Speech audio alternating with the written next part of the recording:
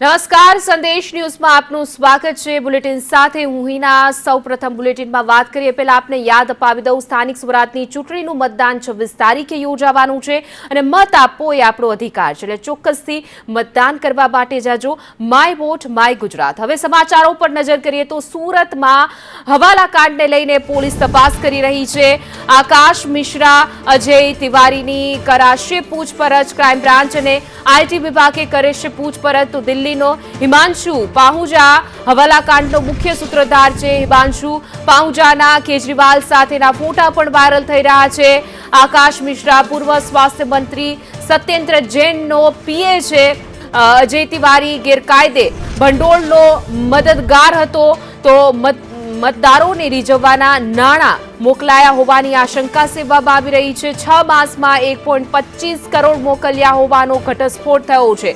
Police તપાસનો રેલો મોટા માથાઓ સુધી પહોંચે પણ તેવી શક્યતા સેવવામાં આવી રહી છે। જે રીતે આખું હવાલાકાંડ ઝડપાયું છે અને લઈને હવે પોલીસનો ધમધમાટ શરૂ થઈ ગયો છે। પોલીસ સતત તપાસ કરી રહી છે। સુરતમાં હવાલાકાંડને લઈને પોલીસની આ તપાસ। વધુ વિગતો સાથે અમારા સંવાદદાતા જયેન્દ્ર પાંડે છે, એ લાઈવ જોડાઈ ગયા છે। જે જયેન્દ્ર, જે રીતે હવે પોલીસ તપાસ કરી રહી છે અને અનેક મોટા માથાના નામ સામે આવે એવી શક્યતા છે।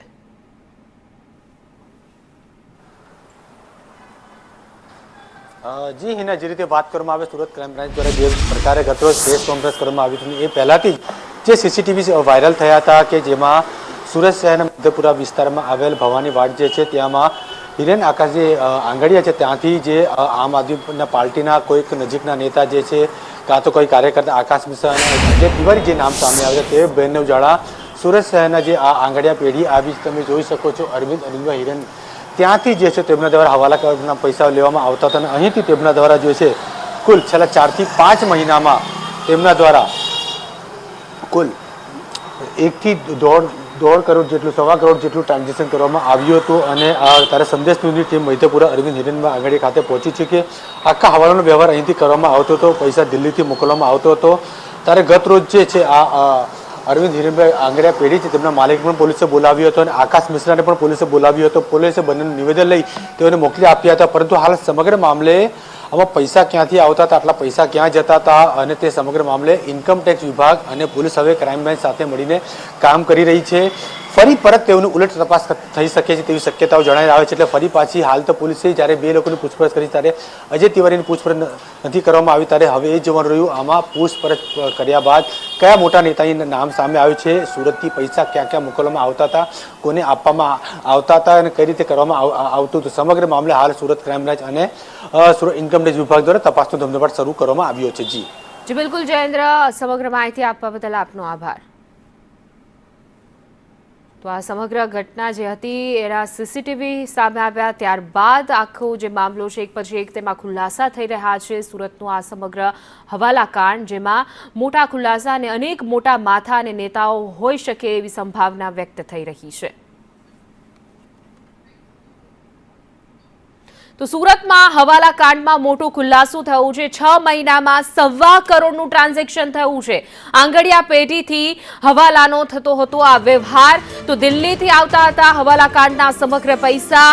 આંગડિયા પેઢીના માલિક સાથે સંદેશ ન્યૂઝની ખાસ વાતચીત। આંગડિયા પેઢીના મેનેજર અલ્પેશ પટેલનું નિવેદન સામે આવ્યું છે। તેઓએ ગઈકાલે પોલીસે તપાસ કરી માહિતી મેળવી હતી તેવું પણ તે કહી રહ્યા છે અને સંદેશ ન્યૂઝે ખાસ આ આંગડિયા પેઢીનો જે માલિક છે એની સાથે, મેનેજરની સાથે વાતચીત કરી છે।